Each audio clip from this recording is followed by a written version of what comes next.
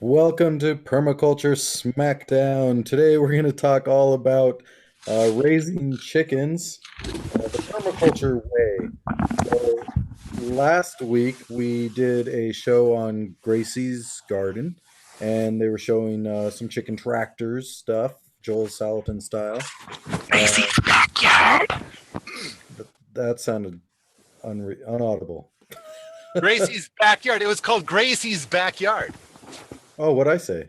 Gracie's garden, which Okay. may have been a better title, but Anyway, um, so we got some question on YouTube. Let's see, from Dave says, I enjoyed this. Well, thank you, Dave.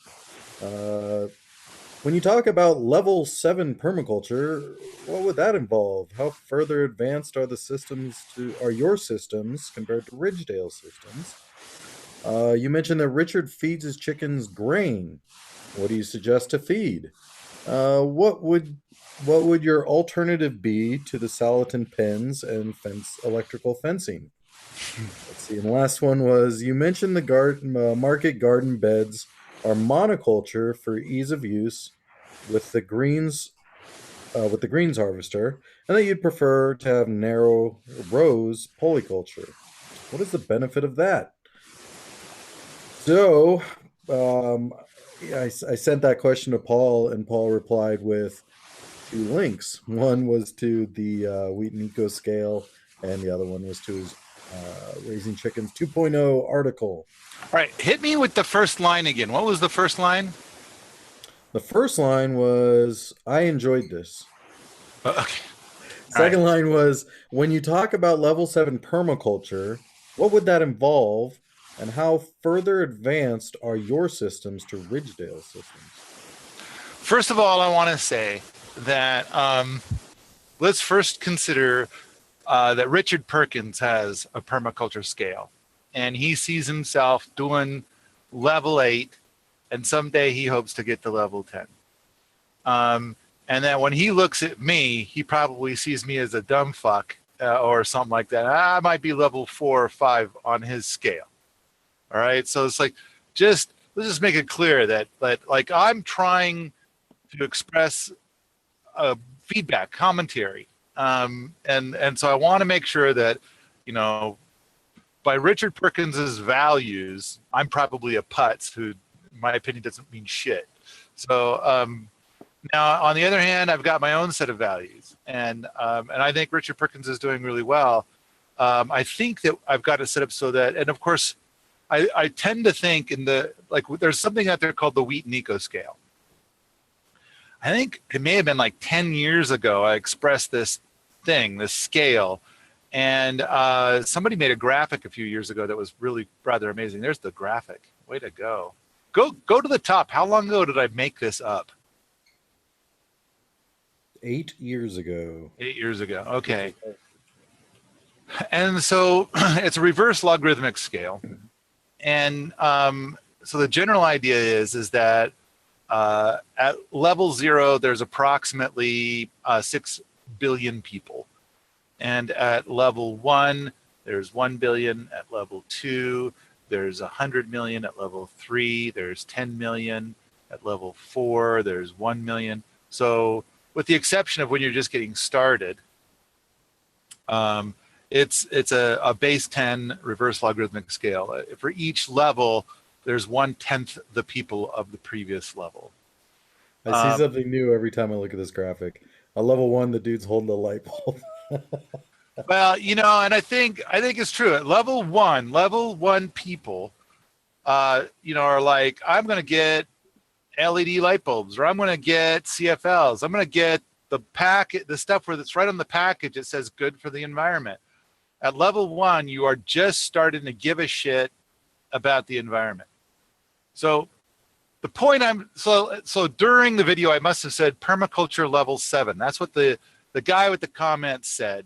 And so this is the Wheat and Eco Scale, but I kind of tend to take this general scale and slap it on fucking everything. not necessarily the eco scale, but it's like, okay, let's have a permaculture scale. Let's have a natural building scale. Let's have a toxic fairy dust cure scale, or Raising chicken scale. sure. Just make a scale for every fucking thing.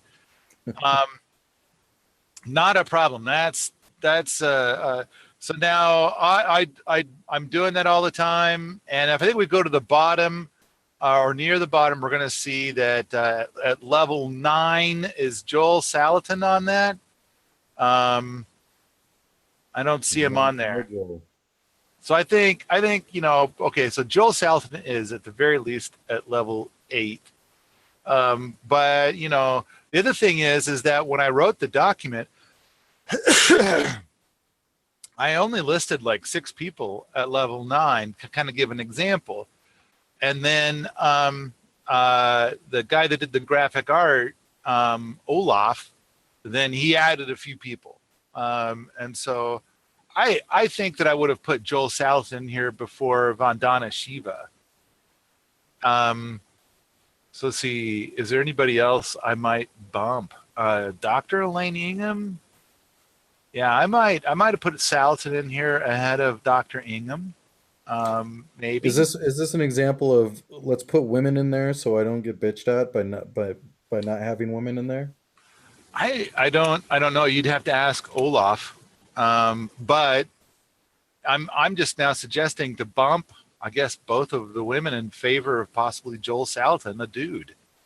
And so, but there are 10 people at level 9. And then there's 1 person at level 10. And that, again, is a dude. And that's going to be Seb Holzer. But maybe the people that are watching here right now could tell me who they would suggest at level 9 on this scale. Who might I want to consider? And then, of course, in that case, who might we bump? So I don't know if did you mention that the people that can type to us are part of our either my Patreon thing or your Ethos student? Nope, I have not yet. So we'll do that now. The way this show works is that we have a live audience. So it's a live show where we're taking questions in from the audience, looking at chat, things like that. To get in on the chat and asking questions and part of the live show, there's 2 ways. One is to join Paul Wheaton's Patreon. So if you're a Patreon supporter of Paul Wheaton, you get access. Or if you're a member of the thrivethrough.com club, the Permaculture Smackdown club on ThriveThrough, you will get access that way as well. You can join in and chat with us and kind of shape where the show goes. There you go. All right. So Julia says typey, so she's probably going to try and make some suggestions about some women to add to that list. All right. I guess the big thing is that this is a reverse logarithmic scale. And I kind of feel like what I've pointed out on the scale is that if you're going to be at level 7 and beyond, you're not just doing it, you are a person of influence. Clearly, Richard Perkins is a person of influence. I don't think he reaches as many people as Joel Salatin, and he's using a lot of Joel Salatin's techniques. And Joel Salatin refers to his stuff as permaculture. So anyway, the thing is that whatever was that line that I asked you to read, he was the person on YouTube was saying something about like, they want a comparison. They're like, yeah, why is his method bad and your method better? That's kind of what I I think an important thing to point out is that there's 1 person at level 10, there's 10 people at level 9, there's 100 people at level 8, and then there's going to be 1,000 people at level 7. So I kind of feel like Richard Perkins is probably going to be at level 8. I mean, if I sit down and I mean, like, okay, for the top 111 people in permaculture, I mean, it's going to include authors that I think have created great works, and people that have gotten the word out, people that have made connections, people that have made change and made a difference. So whether they've written a book or made a movie, or they're teaching like massive PDCs or stuff like that. Mhm. I mean, I kind of feel like there was that thing on Facebook a while back, and somebody was saying, well, the top three people in permaculture right now are, and somehow I made the top three list.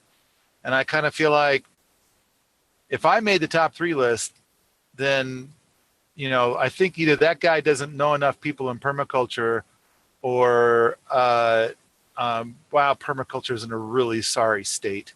I mean, I've put out some content, and I've managed the forums, and I have shared a lot of stuff. But I'm no Willie Smits. I am no Sepp Holzer. I wish to accomplish more in my life than Sepp Holzer. I doubt I could ever touch Willie Smits. Um, and then let's Fukuoka. No, I hope to someday possibly make like the top five, but it's like I don't think I'm there. You just mentioned that you hope to someday do more than Sepulcher, Yeah, or go beyond that, but you don't think you'll come close to Willie Smith's. yeah. So why isn't Willie Smith's number 10 on the eco scale? Why is Well, Sepulcher 10? it's the Wheaton eco scale, right? And Hmm. so I get to pick whoever the fuck I want to be number one. And at some point in time, many years ago, I just stopped answering questions about tropical stuff. I just kind of felt like I don't want to talk about tropical. I don't want to talk about subtropical. I'm not really even interested that much in talking about stuff like in Cascadia, so the Seattle, Portland area anymore, even though I was there for a while. And I think I had some pretty amazing gardens there. I'm now very focused on, climate that's going to smell like Montana. Yeah. So you want to talk about inland Washington State, or you want to talk about Idaho, or you want to talk about Colorado or Utah? Do you want to talk about Michigan? In fact, I kind of don't even Michigan, not so much. Give me some slope, damn You want it. the Pacific Northwest, not the tropical or subtropical kind of I would wetland. say, like, we're going to talk about upstate New England, and I mean by that I mean like, so you're in mountains. I mean, granted, they're nothing like the Rocky Mountains, but they're mountains, Hmm. and so it's cold climate with slope. Okay, I'm back. I'll Right. talk about that. Do you want to talk about inland Europe? Okay, you bet. You want to talk about Richard Perkins's plot? You bet. I want to Yeah. talk about that. Um, Temperate cold climates. climate, cold climate on a slope. You Hmm. know, the stuff where people are like living in flat land. My advice is sell. And it's like I've talked about it so many times. I'm sick of hearing myself talk about it. And it's like especially, I mean, you can't control the cold air. You can't control where the water flows. You just like don't have control over stuff. You can't. It's a mess. And further, in a lot of places where you're gonna be in a flat zone, it's like you're gonna hit that water table real fast. I mean, are you just living on a thin crust over a water table? What happens if you dig down? What happens if you dig down and then it rains? It's like it gets to be a mess. So, all right, the Wheaton eco scale. That person asked about scales and stuff, and so I don't remember what I said in the video about where Richard Perkins is, but okay, so I want to make it clear now that I would have to say that Richard Perkins, uh, solid level 7, may very well be level 8 in what he's On doing. his way. On his way. Yeah, Um, yeah. okay. Now that's pretty high up on the eco scale, and you disagree with some of the methods that they're using with Salatin and Richard Perkins. People using the Salatin style. poultry specifically, the way that they're doing their poultry, you think they could be doing a lot better, but it's not because of their influence. They get higher on the scale. All right. To answer this question, I'm going to point out that I'm on Jack Spirko's expert council. Hmm. And and then I got this article about raising chickens. And I've got a lot to say about raising chickens, and it's different. And a lot of people are very offended by what I have to say about raising chickens. And so I was doing the Salatin technique for years, but in the end, I was kind of like, I don't like this technique. And the reason is that the primary reason is that I was selling chickens for just a little bit more than what I was paying for feed, or I was selling eggs for just a little bit more than what I was paying for feed. Hmm. And it's like, I mean, I was trying to build my market and everything, but it's like, even if I raised my prices, the margins are still too thin. It's like, this is dumb. You're making like $2, a little over $2 a chicken, basically, at the end of the day. Like, come And harvest it's time. like, and so basically I'm looking at this and I'm kind of thinking like, okay, I need to, so my first thought was I'm going to start raising chicken feed. And it's like, man, what a pain in the ass to harvest and everything. So then I started getting this idea of like, why don't I do paddock shift systems the same way that I do with all my other animals? I've got hogs and cattle and goats and horses and all these other animals, and I do paddock shift system for them. Why don't I do paddock shift for chickens? And And this so was in Washington? this is in Washington State about 13, 14 years ago. Would you say that was your primary source of income at that time? No, Okay. no, no. All right. So I wrote this article, and then apparently somebody emailed Jack and said, I have a question for Darby Simpson. And what do you think of Paul Wheaton's article? So Darby went on to the expert council and basically said,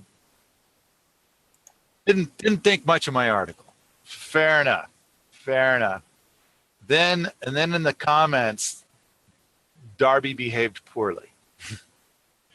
And more comedy just came from that. But I went and I recorded my own podcast, because I have podcasts, that was a response to Darby's analysis. And it's kind of like, basically the bottom line is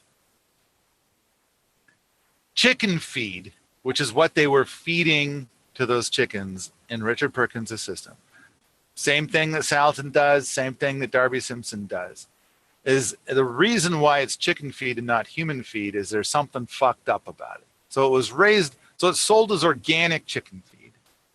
So yay, but there's something about it that is bad, that's wrong, that's, fucked up. And so it's like, nearly inedible.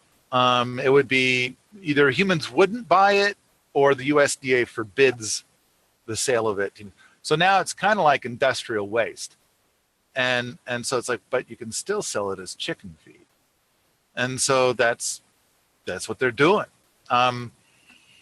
Now, there could be enough problems with this food that it's like, okay, if the chickens ate only this, they'd probably get sick and die. So we're going to add some crushed up minerals and things to kind of compensate for that. We're going to add other things to this food to get it to be a chicken feed so that the chickens won't die. And it's kind of like how people are so fucking proud of how they've managed to raise all these chickens, and the death toll was small.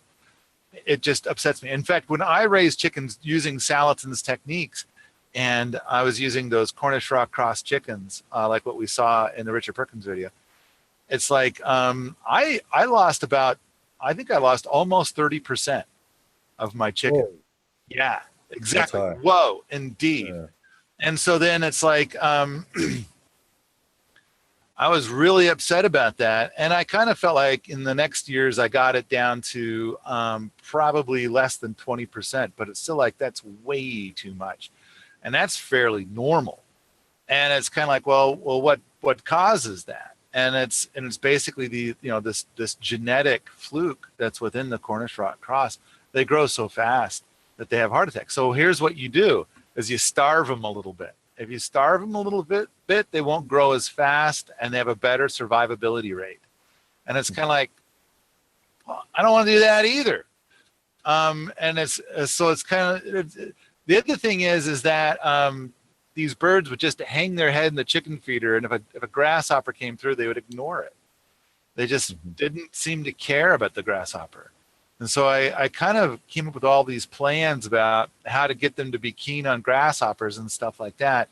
But I left the farm, and now I'm starting a new project. And in many ways, where I am now, I'm not nearly as far along as I was after this much time over on Mount Spokane. But in other ways, I'm way, way, way ahead. All right. So I want to feed chickens stuff that I'm going to eat, stuff that's exceptionally good food for human beings. I want to grow food that's better than anything that you can find in the grocery store. And I think that this year we've got it. We've got food. I mean, this is the 5th year, but it's like for these berms out front, for these giant hugelkulturs we have up front. I think it's going to be, this is year 3, and we're really seeing it. We're really seeing it be year 3. And in the first year, the deer and the turkeys just wiped out all the growies. And in the second year, it was just infested with chipmunks and rabbits. And this year, there's a cat. And a lot of the paddock is now, or a lot of the area has a paddock around it, so the deer and the turkeys can't get into it. So plus I think that a hunter may have come through and pretty much wiped out all of the turkeys. And we were infested with turkeys, like more than 100 would just come by the house 2 or 3 times a day. And a lot of deer too, but I haven't seen any deer around here for months. Mm-hmm. So as a result, between the cat and lack of deer and turkeys, boom, huge jungle, and no irrigation so far this year. So I think that our systems are pumping out food, but all right. I like the idea of taking that food that Richard Perkins had and offering it to chickens here once we have 4 paddocks set up. And then we do a paddock shift system, and then the chickens don't want it. That's what I want to do. Like, we've offered such good food that the chickens aren't interested in it. Would you say that, like, Joel Salatin and Richard Perkins and Darby Simpson, people that are using the Salatin style paddock shift system, would you say that they are trying to maximize profits while still maintaining or living within the permaculture principles? Is that kind of the method you think they're going for? There are many schools of thought under the permaculture umbrella. Mm-hmm. And so they're following their recipe. And so their recipe is like, okay, there's a market out there. I want to fulfill the market. I want to get some money. And I do believe that the product that they're providing is indeed superior to what you're going to get in a grocery store. Mm-hmm. And I believe I can do even better. And I think that it's like, here's kind of a little bit of an analogy. I mean, first of all, let's talk about what Sepp Holzer does. Sepp Holzer does paddock shift with his chicken. And on the other hand, he's not raising that many chickens. I mean, Sepp Holzer might have 50 chickens, whereas Richard Perkins had 3,000 broilers. Mm-hmm. Okay. So now, on the other hand, if Richard Perkins goes out and he tries to sell his chickens, maybe he's going to sell them for $20 a bird. Let's just say. And so then he's got to process 3,000 chickens. That's a hell of a lot of work. And Sepp Holzer is probably going to sell his for $50 a chicken. Mm-hmm. And he's probably going to have people come by with a box, and he's not going to butcher it at all. You know? Yeah, I was just going to say he doesn't really sell chickens, right? Because he doesn't sell anything. Or anything from the He would farm as a product. he would probably sell it as livestock to a chef who takes it right to his restaurant and serves it. But it's like that's but the other thing is that Sep's chickens, I mean the amount of the chicken per acre ratio for Sep is radically different than for Richard or for Joel or for what's his butt. For any of those guys that are doing the Salatin style techniques, then I mean, if you look at it, those pins, those Salatin style pins, are those chickens are kind of bunched in there pretty good. Whereas at Sep's place, they probably have a good acre, you know, and there'll be the same number of chickens, but they'll be on an acre, and they'll sit on that acre for several days before they get moved. You know, another paddock next door gets opened up, and they all race into that paddock, and he closes the door. So he didn't have to move a fucking pen. He doesn't have to do nearly as much work. And the chickens have access to far more food. In fact, what's for all of the year except for 12 days of the year, Sepp Holzer's feed bill is zero. Zero. Zero. Now, okay, you look at the people, Salatin and his followers there. What are they paying? Fuck ton of money for feed, and the feed is like a low quality feed. Now let me ask you, Josiah, you got your choice between, you know, a dozen eggs from Joel Salatin or Richard Perkins or Darby Simpson, that's his name, I remember now, or from Sepp Holzer. Which dozen eggs do you want more? It's going to be Sepp Holzer. Okay, now let's say you're really fucking sick. You've got cancer and you're gonna die, and it's like it's coming. You know, you're getting it from your food, or your food's making it worse, or whatever. But if you could just clean up your food, it might go away. And now, okay, so what food you eat is going to make a bigger. You gotta eat food. Let's say you kind of cut back on eating food, and you got thin, but it's like, dude, you better eat. You gotta fuel your body to fight off the cancer. Okay, so now dozen eggs from Joel Salatin is $10. Dozen eggs from Sepp Holzer is $30. Now you got to remember that whatever nasty is in the chicken's food is concentrating in the chicken. Mm-hmm. All right, especially any toxins that they might be taking in somehow or another. All right, which one are you buying? $30 for Sepp Holzer's or $10 for Joel Salatin's, grown by Joel Salatin himself. If the answer is this will cure the cancer, I'll spend the $30. I'm not going to say that. In fact, I'm going to specifically say I make no claim that this cures cancer. Right. Well, and the reason I say that is because cancer is fucking expensive. And so like eating a bullet's the cheapest. Like that's definitely the cheapest cure. But if I'm going to live through it and not have to go through chemo and all that horrible, horrible shit, and I know that if I change my diet, I eat the absolute best food I can, yeah, I'll pay for it. All right. I got about 100 hours of stuff to say about cancer. And it's like, you know, the bottom line is that right now you, sir, are soaking in carcinogens. And it's like, you know, eventually you're going to be soaking in carcinogens that are greater than what your body can actually fight off. And on top of that, you've kind of, you know, done some things to reduce your immune system. Yep. You stupid fuck. And so now you got cancer. And it's like, okay, what are you going to do to beat it? And it's like, and of course, The Food Cure is an amazing show. The Beautiful Truth. We've got so many podcasts on this topic, and there's so many people out there that are totally beating cancer with nothing more than diet change. And it's like, and it's an environment. I think those are the three key. So it's kind of like, all right, dude, you know, there's no guarantee. I mean, Sepp Holzer is not allowed to put something on there. In fact, Sepp Holzer may be required by law to label his eggs as there's no evidence that this cures cancer. Yeah. All right. That's what it says. Now you got cancer, and it's like, you know, you don't have a whole hell of a lot of money, but you also don't have a whole hell of a lot of money for chemo and shit. But it's like, you know, they're gonna fucking try and make you pay for that too. But you're kind of thinking, let's also pretend that you like living, and so and you prefer living without cancer than living with it. Yeah. So, what's your play?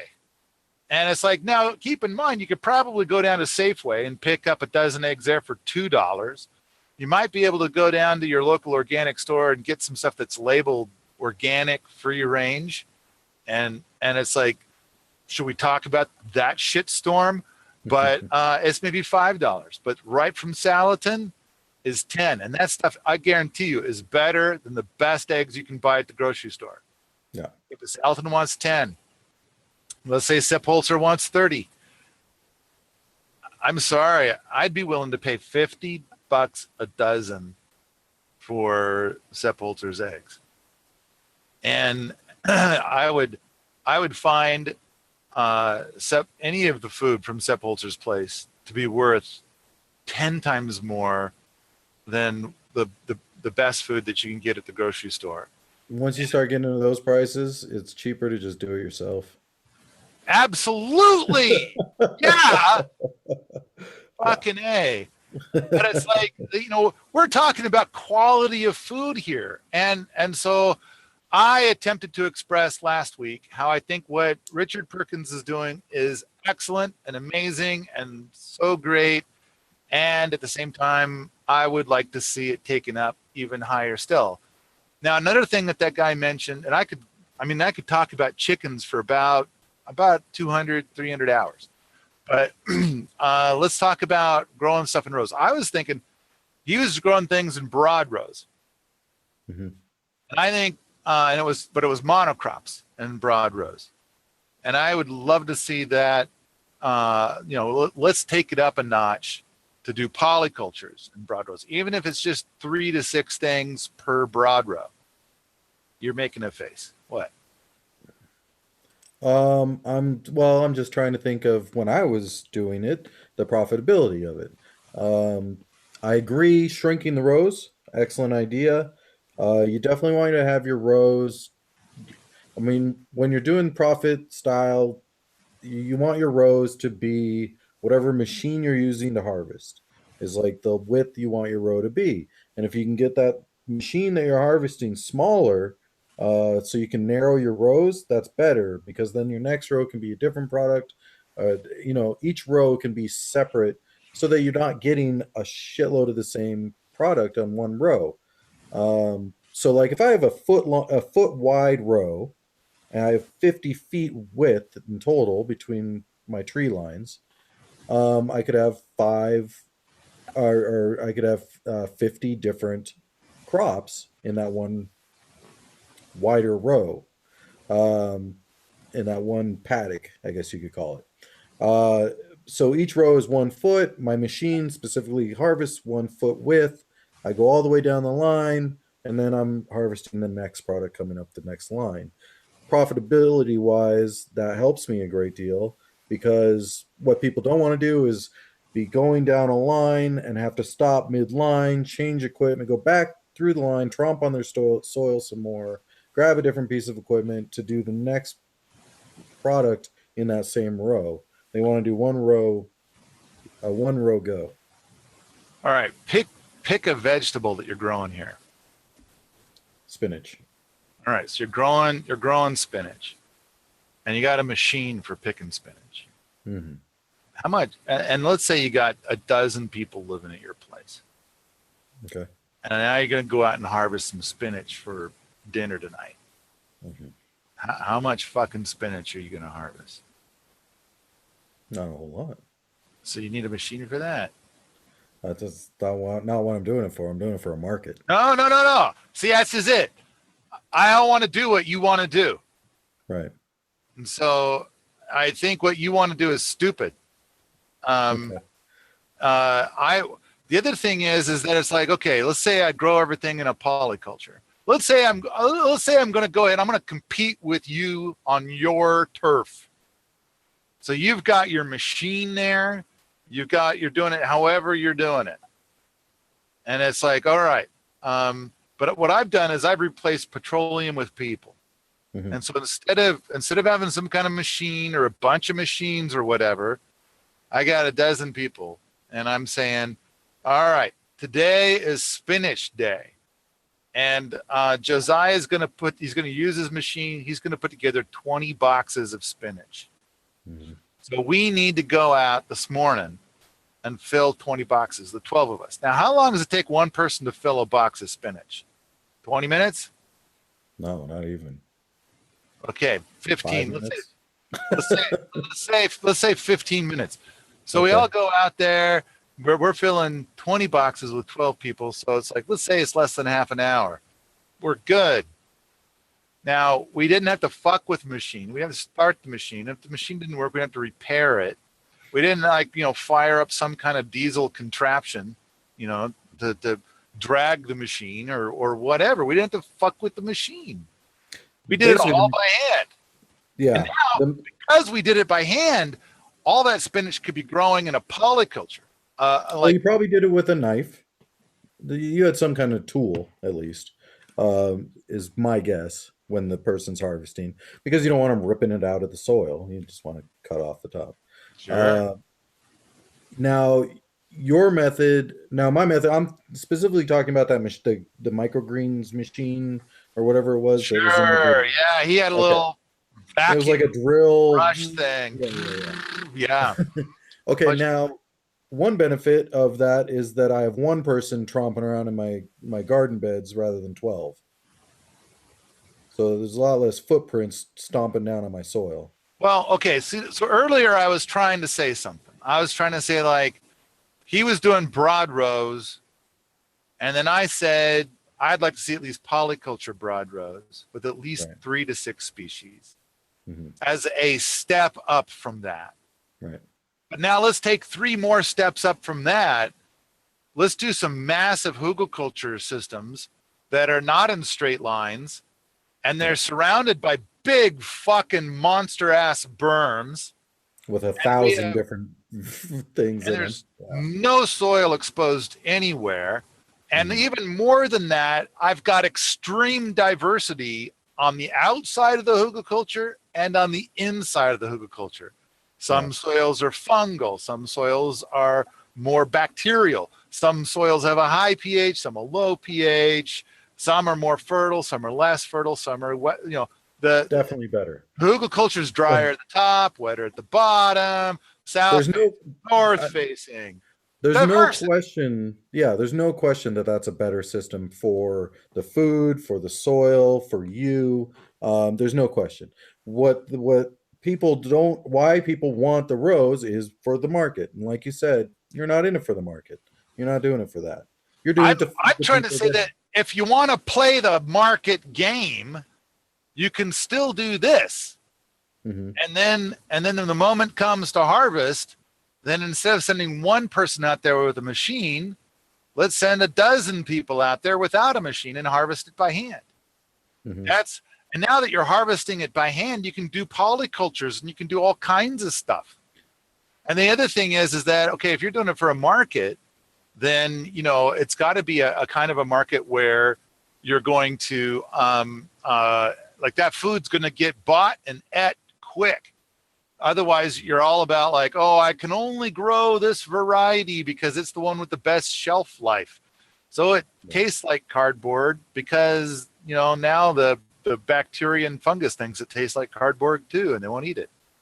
Now, So your dad is saying, are you paying the dozen people?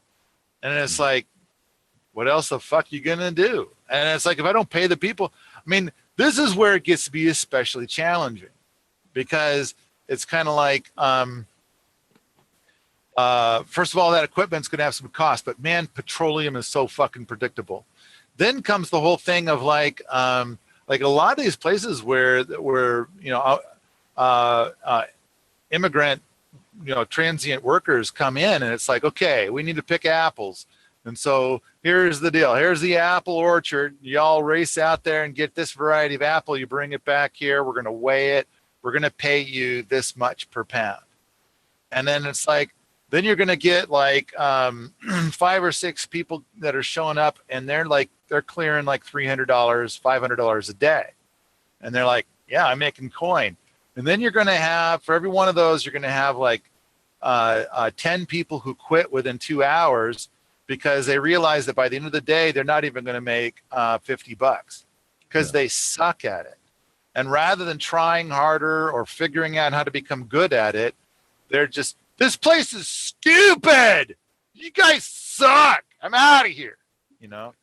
So yeah, bear paw, or you got to pay the dozen people. You're right.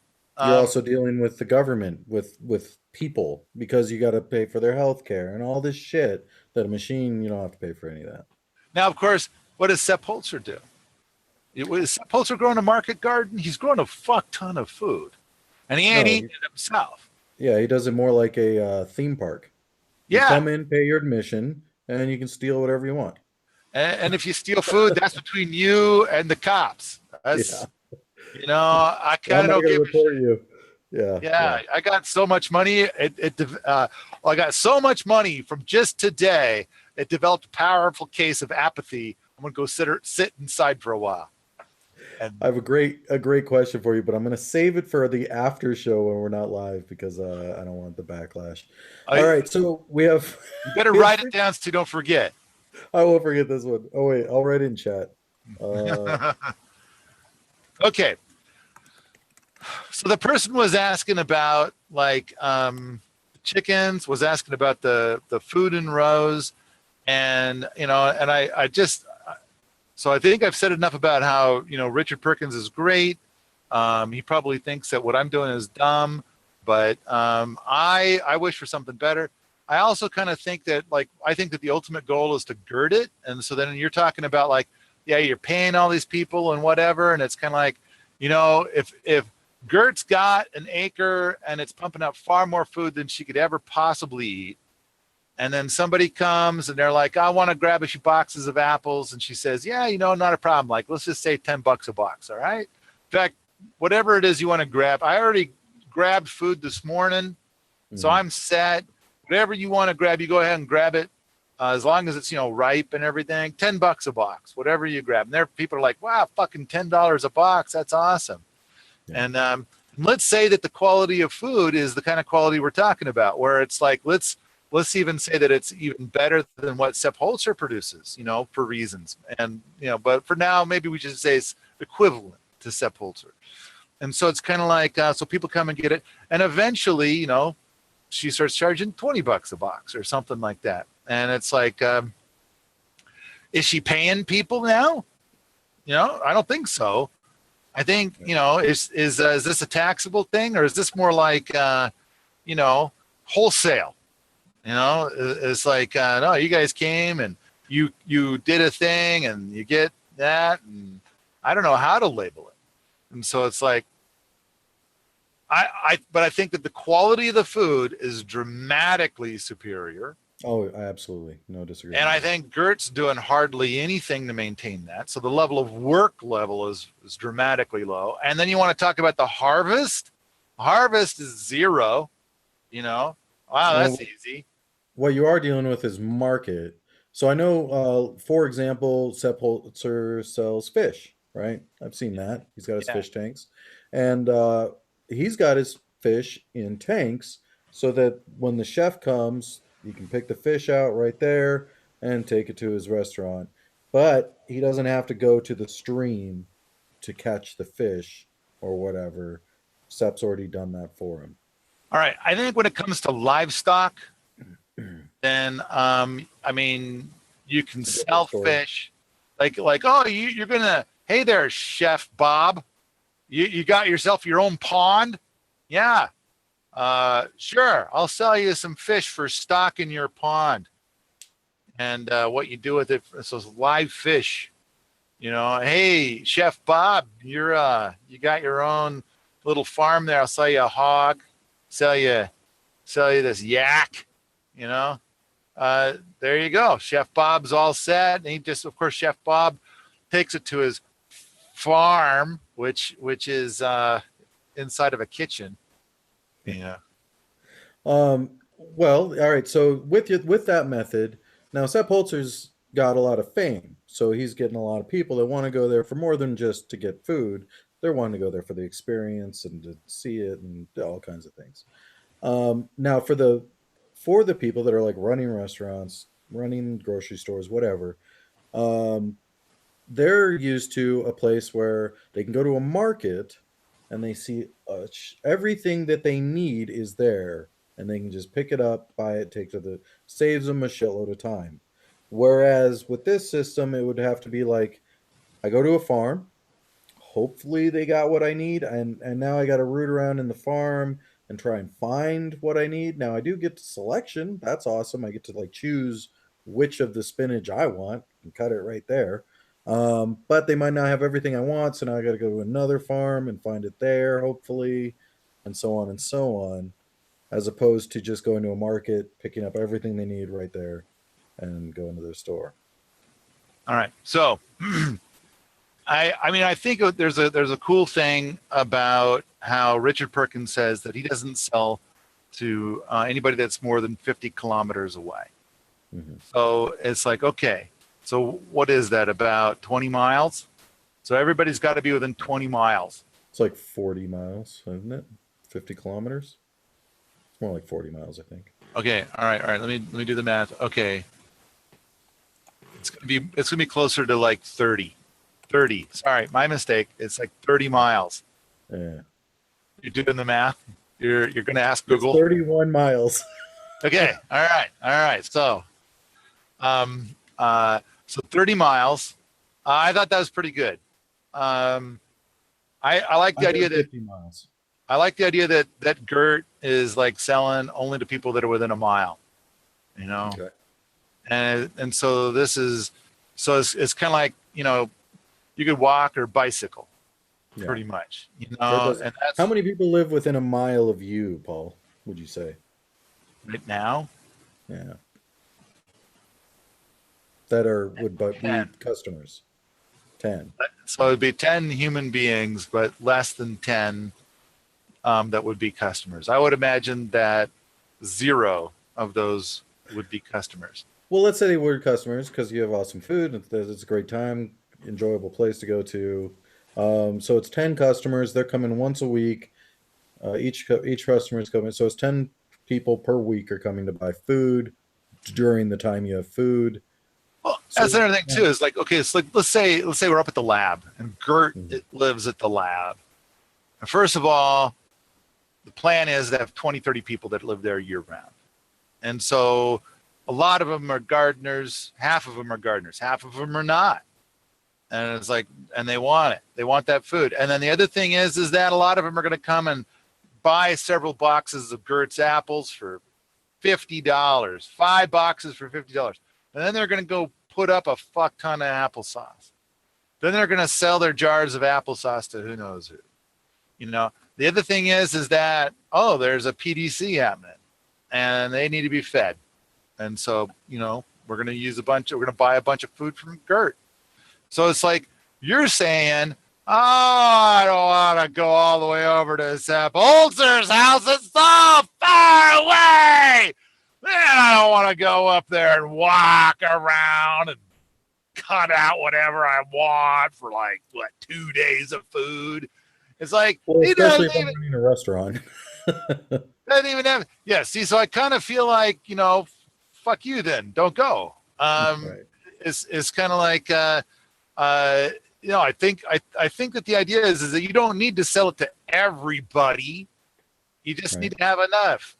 Yeah, And so, exactly what I'm getting at is you need to be able to sell enough to pay the property taxes. If you're girding it, pretty much that's like property taxes and maybe enough money to go on a nice trip or something enjoyable once a year or whatever.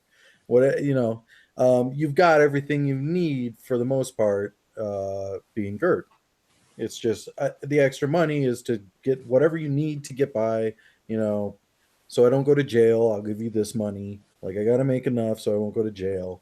And then I got to make enough so that I can enjoy whatever enjoyments I can't get outside of my farm that I've already got. Now, and that's why I brought up the question: how many people live within a mile of you? Would it be enough to pay the property taxes and to pay for your enjoyment throughout the year. So like let's say somebody comes up to Sep's place and they pay the $100, and then they fill up 2 backpacks, and whatever else, whatever they can carry. How many boxes of food can they carry off the land in the form of backpacks and We'll say the whatever? most would be like 5 boxes of food. Yeah. That would be okay. That would be insane. I was thinking like maybe 4 boxes of food, but okay. I mean, I just kind of trying to think like 5 boxes. That's a lot. Well, if I'm hiring someone to like the immigrants to come and farm my fields, they can carry 5 boxes of food over to the truck. So Gert was saying $10 a box, right? And so a Yeah. lot of the people are coming. A lot of them are just hauling off 1 box because it's just for their own personal use. But some of them, it's like, they're going to turn around. They're going to say, "This is Sepulcher food. I'm going to make the claim at my stand off the side of the road, like I'm selling Sepulcher food for $100 a pound or something like that. It cures cancer, and so somebody's pushing it or whatever, and so they're making a lot of profit. But I was suggesting that Gert was getting $10 a box, and eventually she might get $20 a box, and for people who basically self harvest, and now at $20 a box, she's getting close to what Sep's getting for that food, Hmm. and so it's like that's not too damn shabby, and at the same time, the amount of money she's getting for the food, she didn't have to harvest, she didn't have to do hardly anything, and uh, that's a lot of money per hour. Now it depends on how much she's growing.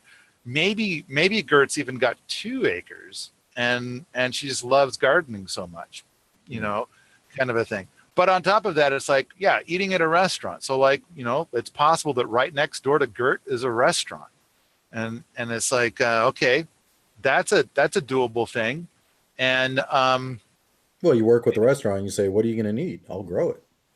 Right? I might grow some of it, you Yeah. know? Yeah. So like it'd be kind of cool if there's something that's a bit like a restaurant, and then there's like, that restaurant gets materials from, 7 or 8 different plots, and stuff. But the other thing is that in comes a PDC, in comes some other kind of event, and they need food, Hmm. and in order to feed all these people. And so it's kind of like, and then plus maybe as these people are like heading home, they're gonna buy a little something and take it with them. And it's like, sure, whatevs. All right. I think we've hit the hammer or the nail on the head with the hammer. We have 5 minutes left. I want to answer the last question that we haven't really gotten to, which is what would your alternative be to Salatin pens and electric fencing? I want to show people. So um, I'm just going to pull up the article here. This is Paul Wheaton's article over at richsoil.com, richsoil.com/raising chickens.jsp. Uh, and let's go over kind of this is a great article, guys. I think you should read it. It's a great article. Let's go down to here. Raising chickens with coop and run. So this is kind of the typical Where every most people start. right. This is where most people start. They got their coop with their little run, fenced in run, and that's where the chickens are. Usually that whole area is going to be brown. After a year, it's just going to be brown until the next year, and then it'll be brown again. It's just going to be dirt for the most part when people do that. Now, Usually that's what it is. Yeah. yeah, and during World War II, they had the victory gardens, and victory gardens were commonly there's 2 runs, and you'd have chickens in one run until the dirt was gone, and then they'd shift them, they'd paddock shift them over to the next run, and then they'd have them in there until the dirt was brown, and then the dirt's probably still brown in the other one when they try and move them back over. So it was a little better, but not very much. But that was kind of the victory garden method for chickens. Let's see here, and so you go through like the different factors, the bug factor, the vegetation factor, things like that. Excellent, excellent. That's kind of what the ground would look like. Brown. Okay. And then you go into this, okay, here's the chicken tractor, typical chicken tractor. It's got a coop thing, and then chickens on brown dirt. And then we get into the pens where they're moving them. You're probably moving your pen. Most people are moving their pens twice a day. That's like a typical Salatin style chicken tractor. It's twice a day. People are moving their chickens. And this is what the dirt looks like after they move their chicken. Immediately after. It's full of poop. Uh, grass is brown. The vegetation's, there's still quite a bit of vegetation there, but it's brown. Like it's been trampled down, pooped on, it's brown until a day or two later, and then it's back to green. Sometimes longer, could be a week later. It depends on where you live. West Virginia, it's pretty quick. It comes back pretty quick. Just depends where you're at and how much water they're getting and things like that.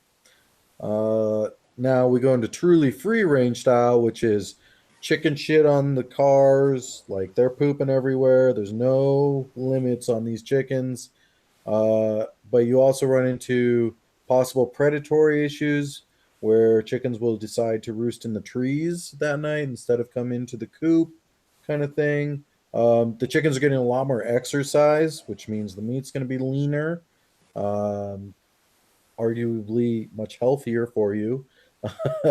But the pound per breast is going to be smaller because they're free range. They're running around, eating bugs, having a great life. So that's the other factor is that they have an awesome life. You have a couple of factors in here. Do you want to jump in at any point here? I mean, like I said, I can go on for a good, 100 hours, 200 hours about this. Give me just wrap it up for us. In fact, this article is now like the shortest summary, but look how much you're scrolling through it. But like here in this top picture, that's my place on Mount Spokane. And so then you can see the chickens unmulching my fruit trees. And then not only that, but I think if you go down a little bit, they actually got on one of those fruit trees and they reshaped it. See right there, they're like roosting. That's the top of a pear tree. I don't know why, but somehow they got that pear tree, the top of the pear tree to bend over. And that was their favorite place to roost. That pear tree was fucked up for life. And it's like, and you can see below it how the mulch is absolutely gone. It is obliterated. Oh, and then the next picture. Here's these roosters. Attack. Now, of course, there are breeds of rooster that are very gentle and lovely, but I got sick of it. This rooster that day went into the freezer. The next picture is, you got your chickens. That used to be a perfectly decent place to sit until the chickens shit all over it. Next picture, that was some perfectly usable hay until the turkeys shit all over it. Yeah. This next picture, it's like people have stolen this picture like 100 times, and whenever they steal it, of course, they like, I didn't steal it. I took this picture myself. And then I say, why is there a mattress in the background? And of course, they don't know. Oops, child had an accident is what it was. And then to the right of that picture is where the turkeys would shit, and we had snow shovels out for the porch to constantly shovel the shit off the porch. So these sounds like bad things of having the free range. These are there's the negatives to it. With free range, the chickens just obliterate their own food source, and they don't know. It's like this. So paddock shift is way better because then the land gets a chance to rest and regrow. Yeah, and so we're like halfway through this article. I'm just going to scroll through it really quick. Here's a bunch of my different Salatin pin designs because I did that for so long. I really didn't like how when you would drag a Salatin pin that the chickens would all pile up at the other end, and every once in a while one of them would get caught underneath. Yeah. And that just drove me nuts. I hated that. And so I came up with these designs with the idea that I would move an empty pen up to a full pen and open a door of some sort between the two pens, and the chickens would all race to the new pen. Mm-hmm. And so that became my dominant system. But then I wanted something that was easier to move. And so I did tons of experiments coming up with better pens. So So here's paddock shift on an urban lot. This is 4 paddocks in total, right? Yeah, yeah, but 5 paddocks is better than 4, but 4 is the bare minimum. Yeah. And here's an urban lot that is doing paddock shift, and so she's got those like some kind of dog fence stuff. And then you go into predator control, having the livestock guardian dogs, and cats. Uh, all right, there you go, guys. So there's a ton of information on here. There's videos. I definitely recommend checking out the article. It's a great article. Good job, Paul. Good job. Paddock shift is the way to go. Paddock, and it's like the great thing about writing this article is I had hundreds of wonderful people who wrote in and said that they came to the same conclusion and they're doing paddock shift as well. And Sepp Holzer does paddock shift. And but here's something similar. When the time came that I had 2 ponds that had water running in them, and I wanted to stock the ponds, so I went to this place and I got fish. And what they did is twice a day they would feed the fish, and each of their little ponds had some way of aerating the water, of introducing air into the water. But these ponds had way too many fish in each pond. Yeah. Like there'd be a pond that would be like maybe 40 feet in diameter, and it would have maybe 1,000 fish in there. Yeah. And they got away with it because they would put these aerators in there, forcing oxygen into the water, and then they would come and they fed these fish this toxic waste from I don't know. Yeah. And it's like, and so the fish would grow and be big, and it's like I must be doing good with these fish because most of them haven't died. And it's in the meantime, Sepp Holzer has a fuck ton of ponds, and he only has a few fish in each pond. And it's like he doesn't feed them anything. Well, he's got big ponds, small ponds. Some of the ponds have 100 fish. Some have, they have a good environment. That's what he's focused on. He's created a good environment for the fish. Yeah. Where it would be more natural, more mimicking a more natural environment. But he sure as hell isn't turning around and feeding the fish a bunch of industrial waste. No. Which is kind of what I saw at these places where I got my fish. And a lot of times he's planting trees that drop bugs and all kinds of food for the fish around the pond, and you just walk around and shake the tree, feed the fish, things like that. You shouldn't have to do that. I mean, his stuff is, basically, if you have to shake the tree, you probably have too many fish in that pond. Yeah. But, I think that the thing is that, when you eat fish from Sepp Holzer's ponds, again, I think that the quality of what you're eating is probably 100 times better than the fish from that pond where I bought some fish. And so it's kind of like now, we get into some more stuff with pond stuff and with aquaculture in general. But the bottom line is like, I see all those chickens packed into a salatin pen. It kind of reminds me of that. And so then you have to effectively feed. So salatin is feeding organic industrial waste to his chickens, and they're getting some pasture. So he's reduced his food bill by 20% by putting them in these pens and moving these pens twice a day. Yeah. So it's an improvement. And the fact that they're out in the sun and they're actually on greens is a huge step up from factory farms, organic factory farms. Big, massive step up. Yeah. And it's like, the fact that on that 1 year I lost 30% of my chickens, that really bothers me. That is just brutally painful to me. That is more than I had for sure. That when we were doing the pot salad, we had maybe 20%, 15 to 20. But we did, we were very careful with them. And I'm sure you were too. Anyway, the only other thing or comments I had were, well, we don't even have time for them all. It's 3:07. Time is up. I hope everybody enjoyed the show. Stick around for the after show if you're in our live chat. We got some more to talk about. Uh, we'll see everybody next week. Please leave your questions, comments, and maybe we'll do a whole video about them. Bye. Bye.